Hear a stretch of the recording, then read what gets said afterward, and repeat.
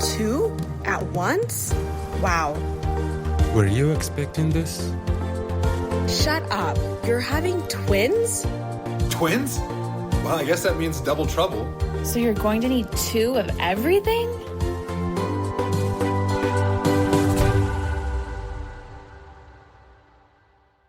Holy moly, ladies. Woke up this morning and baby got bump. I swear I went to bed last night, put on my coconut oil all over my belly, was like, yeah, what a cute little belly. Woke up this morning and was like, oh, good morning, beach ball. Welcome to Expecting Times 2. I am 17 weeks pregnant this week. Whew.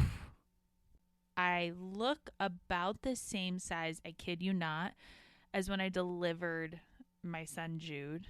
Okay, maybe that's a little dramatic, the Leo in me. But definitely I look about the same size as I did like 30 weeks pregnant with my son. They say with your second pregnancy, you always pop faster, which confirm that is 100% true. And then with these 2 twins, I just am like, wow. Boys, cover your ears. Ladies, I can't even see my lady parts anymore. I look down. I don't even think I can really see my belly button. Whew. Trying to just embrace this. Trying to just embrace the big round belly. And I had to go back last night and order all new maternity clothes because the ones that I currently thought, oh, for sure this will last me in my second pregnancy. Nope, not going to happen. I think it'll last maybe 2 or 3 more weeks, but time to size up. At my 16-week appointment, I got some news I did not want to hear. I have placenta previa. If you don't know what that is, it's where your placenta attaches pretty low to your uterus. So there's complete placenta previa, which is where it completely covers the cervix. And then there's partial placenta previa, which it partially covers the cervix. Thank God I have the latter. I have partial. But when I heard this news, the first thing that came to my mind was like, okay, having a C-section. My doctor calmed me down, talked me off the ledge. We haven't talked a lot about C-sections in this podcast yet, but I'm terrified of it. I need to come to terms with it because I need to understand that I can create my perfect birth plan. I can spend hours on it. I can spray it with my favorite perfume. I can laminate it. I can put flowers around the edges of it, but it really doesn't matter because it's up to the babies. I learned that with my son Jude. It's up to the babies. That's why I think it's so important to call it your preferred birth plan instead of like your definitive, this is how it's going to go, because you really don't know how it's going to go. But I personally would like to try to avoid a C-section. I have this huge fear of like temporary paralysis. It just freaks me out to think that I'm going to be wide awake, totally lucid, but not have feeling from my hips down. I could see myself just going into a straight up panic mode when all of a sudden I can't use my legs. So if you have a little bit of a fear of a C-section too, I feel you. I'm here with you on that. I'm sure similar to me, everybody you know that has had one has pretty much had a fine experience. Between my 2 sisters, they've had 5 C-sections altogether. All of them are like, can't even believe I'm considering doing it vaginally. They're like, why would you just not get the C-section? They had great experiences. So when I heard placenta previa, I was like, oh, there we go. C-section, boom, that's what's going to happen. She did mention that with twins, we're getting so many checkups and so many ultrasounds that moms with single babies, a singleton pregnancy, could also at 16 weeks have placenta previa. They just wouldn't know because they're not doing this many checkups. So that kind of gave me hope that this could change. She also said, listen, it's still pretty early on as your belly grows. The hope is that that placenta will start to be pulled up with your belly. So that has been my focus the last day or two is, okay, every time I am getting bigger, this is better for the babies because they're growing, they have more room. And this means potentially no placenta previa. So that's my focus on right now. Trying not to get too stressed out about it. Didn't want to hear that. But we will find out at my 20-week appointment. Hopefully that's gone. If you find out you also have placenta previa, I'm sure your doctor mentioned this to you as well.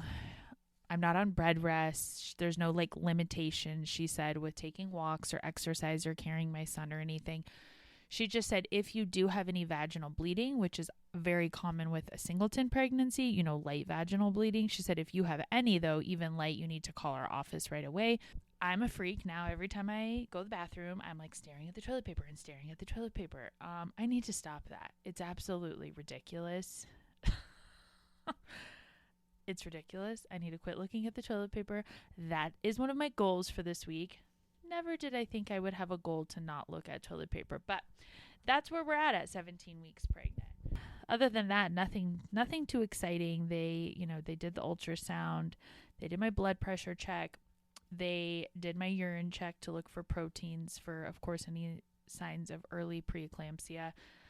My doctor told me that honestly, if that is going to happen, though, it's not going to happen for a while. So just hoping that doesn't even happen either. And then, of course, we did the typical mental check-in, the well-being, the wellness check-in, which I love that my doctor does that.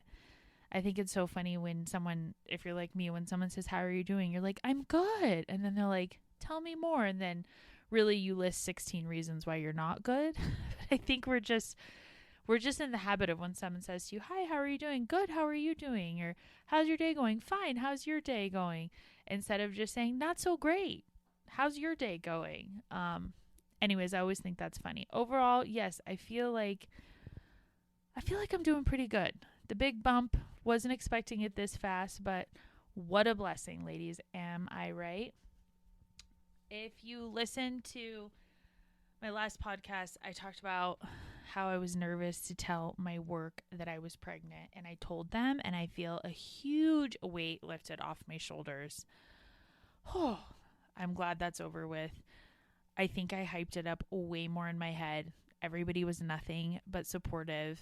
Now I'm just in this space of like, how can I spend the next few months making sure I'm really like setting the team up for success, setting my clients and my accounts up for success so that when I leave, it's hopefully just as easy breezy, drama free, easy flowing as it can be. But if you're also nervous to tell your employer or you haven't yet, my guess is you're down 2 days because baby got belly, right? That would be my guess, but don't let it stress you out. I really overhyped that in my head. I had so much anxiety about it, created stress in my body for no reason at all. Something else that has just popped up, beautiful, wonderful, round ligament pain. Oh, I had this so bad in my first pregnancy, and I honestly kind of forgot about it. It is back and it is so uncomfortable. A solution that really worked for me in my first pregnancy was actually taping my belly. Those belly bands you can buy, they just didn't work for me. This is now my second time being pregnant in the summer. It's hot. I'm already sweating. I don't want like some tight band over my belly creating more sweat. So I started going to pelvic floor PT and right around this time with my first pregnancy, and they would tape my belly. I was a little bit further on when they were taping it, but they would tape my belly and it really helped just kind of take some of the pressure off. And I swear it gave my son more room and it gave my body more flexibility and I feel like space to just kind of grow. So if you're in that round ligament pain too, you can buy the tape on Amazon as well, or just find a great pelvic floor PT. I'm definitely going to call my place this week and see if I can start scheduling appointments again. I think it did wonders in my first pregnancy. I went, oh my gosh, I don't know. Let's see, like maybe 10 weeks before I started pelvic floor PT, about 10 weeks before I delivered, and then I continued it about 6 to 8 weeks after I delivered. And I plan to do the exact same thing with the twins. Unless I have a C-section, then I don't even know if you need pelvic floor PT after birth. Before birth, I could see, yes, you still need it, but after, I'm not sure. I'll have to do some research on that and report back. But highly recommend it. Find someone in your area. Insurance fully covered it for me. I think my doctor did have to give me a referral, but it was fully covered. When your hips get super, super tight, it became like a 20-minute hip massage every time I went, which was a saving grace. My hips were always so tight, those muscles. So look into it. Another thing I just fired back up again is acupuncture. I think people have a lot of mixed reviews on this. For me, big into acupuncture. Like, I'm here for it. The girl that I go to does half Reiki, so half like energy healing and half acupuncture as well. I am all here for the witchy wooey stuff that can relieve pain, create a calm space, help maybe change some of my negative thoughts. This week, obviously, it's been about placenta previa, so I need to just shift that, manifest that it's going to change, that placenta is going to move up. If you've never done acupuncture before, I get it. It can be a little bit scary, especially when you're like, wait, you're going to stick needles anywhere near my stomach where my babies are. The girl that I see, she stays in the room with me the entire time, which is key for me. I've gone to other places that do acupuncture, pregnant, not pregnant, where they leave the room for 30 minutes. Nope, doesn't work for this mama. I start to get itchy. I'm start to be like, oh my gosh, I have pain right here. I really need to roll over. I totally get in my head. So it makes it worse when they leave the room. Whereas when they're in the room with me and they're kind of talking me through things, the needles are still staying in my body for roughly 30 minutes. But they're asking, how are you feeling? Or how is this needle? And just knowing that they're in the room, and if I do want them out or if I do start to feel pain, they can pull them out right away, makes me so calm. The minute they leave or they have to take a phone call or someone knocks on the door, all of a sudden I'm like, everything's itching, everything's burning. Oh my gosh, I got to get this out of my back. Hang on a minute. Am I seeing purple? Wait, what's going on with my nose? I come up with like all these totally ridiculous scenarios in my head that make absolutely no sense. So just a suggestion, if you're trying it for the first time, maybe when you call and make an appointment, which by the way, insurance also covers this, just ask, just say, hey, for my first time, whoever I see, are they willing to stay in the room with me? For me, I also wanted a female. The woman that I see, she's had 3 kids, and she also has training on prenatal acupuncture, which was important for me. So give it a try. I think it really helps. And then the last one, I'm seeing a lot. Gosh, I go to a lot of appointments now that I think about it for being pregnant. The chiropractor. Oh, godsend. Mr. Mike is his name. Absolutely love my chiropractor. I'm not seeing him as much as I normally see him when I'm not pregnant, but little adjustments he can do have been a lifesaver for me. My son actually started going to him when he was a couple weeks old. We'll get to that a little bit later this season when we start talking about when babies are coming. But think about all the changes and the shifts that are happening in your body. I am already almost 20 pounds heavier than I was to start with. Praise God, I am gaining weight. The babies are growing. Everything is healthy. But 20 extra pounds in only 17 weeks, that's a lot of weight. That's a lot of pressure on your body, on your joints, on your ligaments. That's a lot going on. Everything is also loosening up in our bodies right now to help us prepare for birth. You're more prone to injuries right now. I just like to see all these acupuncture, chiropractor, do a little Reiki. I love that they all kind of speak my same language just to keep me in focus, both physically and mentally. I think it's wonderful. It's nice. It's kind of like my version of spa time. I am not into prenatal massages at all. I've only had a few in my first pregnancy, and every time I left so lightheaded, could never relax, felt more pain than before I went in the room. So this to me is kind of my way to treat myself, get some adjustments, get some acupuncture done, reset my mind mentally, and it's worked really well for me. I love it. Another thing that we have going on at 16, 17 weeks is an increase in blood volume throughout our body. For me, that means hello bloody noses, hello congested nose, and hello bleeding gums. So fun. I picked my son up from the nanny the other day. I walked in and she did look at me kind of weird, and I was like, hi, how you doing? I thought maybe she also thought, wow, she's popping. She said, are you okay? I said, yeah, why? I just had like a complete bloody nose and I didn't even notice. I had blood all over my upper lip, all crusted around my nose. Just had blood coming out of my nose. So I thought the joy of pregnancy was that you did not have to worry about tampons, buying any tampons. No, here I am buying tampons, shoving them up my nose.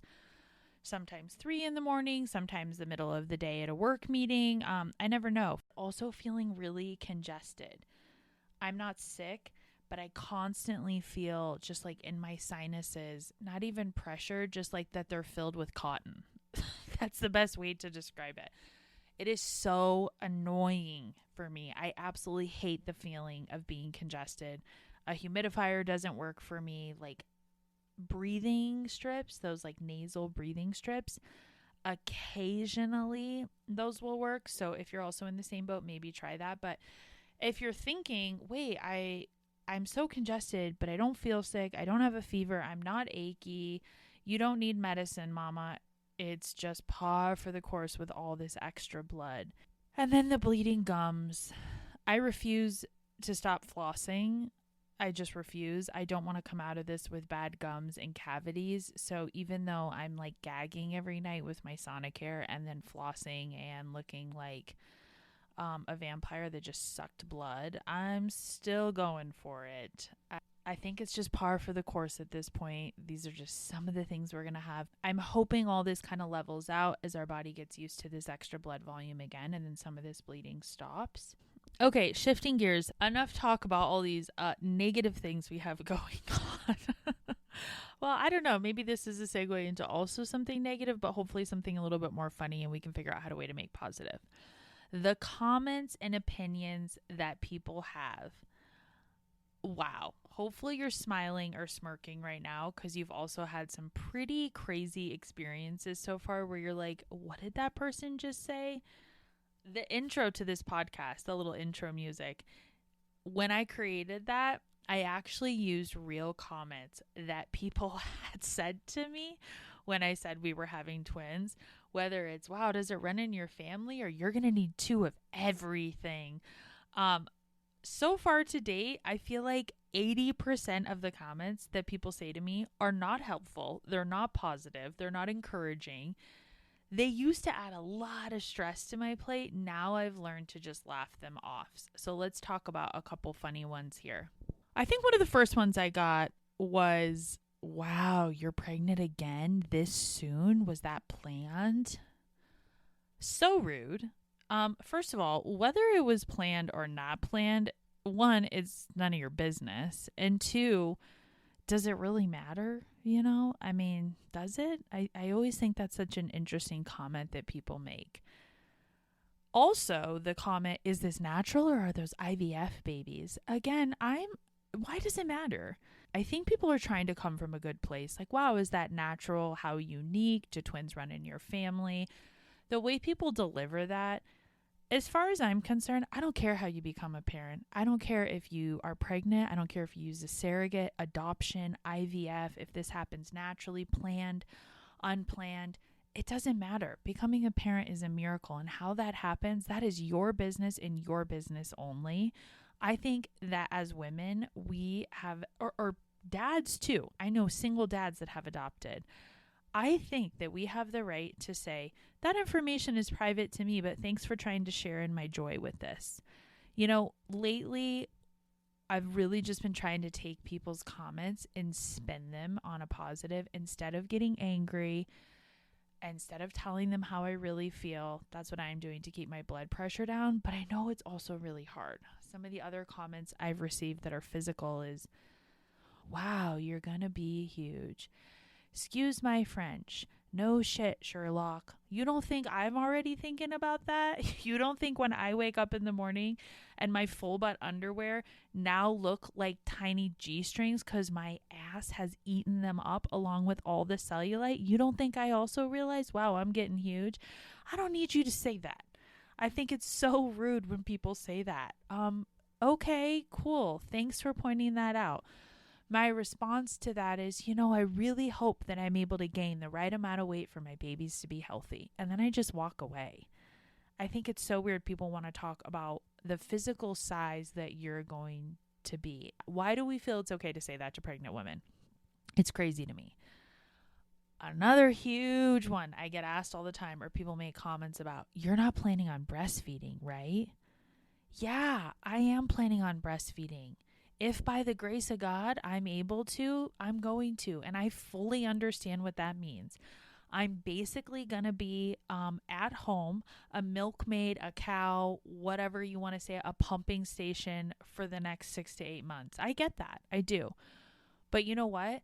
That's my choice as a mother to do that for my children because I see the value in breast milk. If it is not what you plan to do, or if other women in your life say to you, oh, we just use formula, it's the same, or we suggest formula, amazing. That worked for you. That's not what I'm going to do. If you don't think I have thought about, wow, I'm pretty much going to be living on a pump and I'm a little bit worried about that, of course. So don't bring it up. Don't talk about it either. Don't make those comments. They're just not helpful to make. This comment, I don't really think people are trying to be mean. I think they genuinely don't know, but I get asked a lot when I start bed rest. I think that back in the day, bed rest was a lot more common. My doctor has told me now, she's like, I really rarely put women on bed rest unless I absolutely have to. So I don't think this is coming from a negative place. I don't think people are trying to put the fear of God in us. I think they genuinely just don't know. So my response is always, according to my doctor, bed rest is actually quite uncommon. They want you moving around. It's better for your health and it's better for the baby's health. And then I kind of just squash it there. But the fact that so many people think we're going to be on bed rest it's just so interesting to me. I guess it did cross my mind more when I found out I had placenta previa than when I found out we were having twins. But I just know for me, I would go crazy on bed rest. So I'm not even letting that be a thought circulating my head. If it happens, we'll cross that bridge when we get there. But no, not even going to consider that. A couple just mothering, parenting comments I've got. Wow, you're going to have your hands full. Again, yeah, I'm aware of that. I understand that I am going to celebrate my son's birthday, his first birthday in August, and then turn around and probably 4 to 6 weeks later give birth to 2 twins. I understand that. Trust me, I've done the math, honey. I don't need you to do it for me. I know I'm going to have my hands full, but I also remind myself every single day that I can do this. I am a strong, fierce woman. I have everything I need inside of me. I have an entire support system around me. So if people say that to you or they try to talk to you about how busy you're going to be or, wow, you're going to have 3 kids under the age of 2, yeah, I am. But you know what? I signed up for this. I want to be a mom. I'm excited about this. It's okay to still have some fear. Trust me, I do. I'm like, how am I going to have a 1-year-old who's for sure going to be walking, the most curious kid ever? This kid never sits still. He is always exploring, getting into everything. But you know what? I love that about him. When I go to bed at night and I say my prayers, that's my first thing that I thank God for. I say, thank you so much for a healthy son that is constantly curious. What a blessing to have kids that want to explore, are able to explore, have the mobility to, have the health to explore. So for me, I try not to let that be so much of a fear as a reminder of how blessed I am. To have healthy kids is something we can never, ever take for granted. So when people make the comment about how busy, I have thought about saying to them, you're right. What days are you available to come over? So maybe try that. If someone keeps reminding you how busy you're going to be and how your hands are going to be full and you're going to have poopy diapers everywhere, just say, gosh, you know what, Susan, you're right. What days are you available to come over and help me? Thank you for reminding me I'm going to need help. Maybe that's one way to just shut people up here. I also hear this one often. you've hired a full-time nanny and a night nurse, right?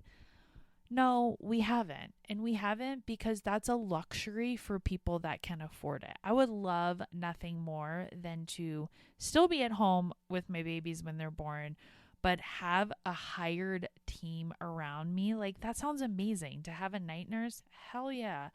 To have a nanny come in 4 days a week, wow, what a blessing. That's not a position that we're in. So I think if people are going to say that, they need to reword it, because it's just, most people can't afford that. Let's face it. Most people can't. Most people that have kids, they're doing it themselves. Their parents are helping them, which, thank God to my mom and my husband's mom. They're a huge help with our son, Jude. Yes, we have a nanny 2 days a week for our son, but we don't exactly know what the plan is yet for the twins. We really were hoping to maybe get a nanny overseas, have this person live in with us. The cost, it's not going to happen. The finder's fee alone for us was like $8,000. Then we had to pay $50,000 a year. We had to provide a car, all these things that were like, okay, that just doesn't work for us. If that works for your family, I'm happy for you. I think that's amazing. I think moms, dads, parents, I think we do need more support. It's just not in our financial plan. So I think the next time, I've said this to friends before. I know I've definitely said, oh, are you going to have a full-time nanny? I've made comments about daycare that I regret. And I feel so sorry that I ever made those comments to my friends before I had kids, because the truth is, every mother, every parent wishes they could afford support at night for their children. Night nurses where we live are going for about $50 to $75 an hour cash at night, and they require an 8 to 10 hour minimum. So you do the math. I don't do math. Did the math once, was like, yep, not in the budget. My husband and I are considering a night nurse maybe once a week if we're both losing our mind. But let's put a stop to those comments, because I would say more women cannot afford that than can afford that. So it just adds more stress to their plate. The last comment, my absolute favorite comment so far that I have heard so many times. You're done having kids now, right? You're done. You're not having any more, right? I have to just kind of laugh at this. What I really want to say is, nope. We're going for 20 children. We want to try to beat the Duggar family with a complete straight face and see what people say. Why are you asking me that? Like, genuinely. 3 kids. Yes, we're going to have 3 kids. I understand that's a handful. Like, we're outnumbered. We take up 2 rows on an airplane. We need a much bigger car. But again, that's personal information. You know, you never know the journey that people went through to get pregnant, to adopt, to find a surrogate, whatever it may be. So censor your comments, people. You know, maybe my husband and I tried for 7 years and we could never get pregnant, and now we're trying to knock out 4 babies in 2 years. You never know what people are going through. So I think we need to quit making those comments. And it's basically also someone saying to you, like, you're crazy. You're going to have 3 kids. Think about our grandparents. What did they have? Like a minimum of 4 kids. I think most grandparents I know, including my own, had 7, 8 children.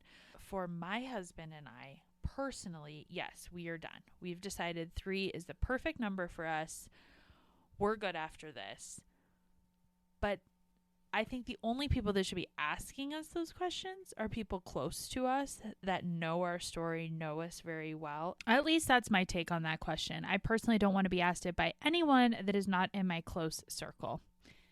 That's a wrap on some of the crazy comments and opinions I have been given so far. I'm sure there's many more to come, but hopefully you can find a way to just laugh some of these off, come up with some witty, funny answers, and just let it go. Sometimes I feel like when people make these comments to me, it's just a projection of their own insecurities, maybe what they're going through themselves.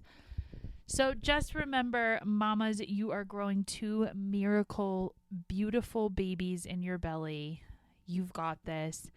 Brush off the comments, just smile. And the good news is, pretty soon we're halfway. Couple quick facts on babies. They're roughly the size of avocados or onions. with that, is anyone else like, are we talking a big avocado, like an organic avocado, a non-organic avocado? What type of avocado are we talking here? Because Trader Joe's has avocados that are so teeny tiny. They're like the size of a plum. And then Safeway has avocados that they look like mangoes. Anyways, general idea, they're the size of avocados or onions. I love this part of their development. The little babies, their sense of hearing is becoming more fine-tuned. So they're going to start to recognize sounds from the outer world, including your voice and your heartbeat. I like to talk to my babies in my belly. I don't talk to them all the time. I especially find in this second pregnancy, I'm way busier. Sometimes I'm like, oh yeah, I should like rub my belly and say good morning to the boys. But play some music.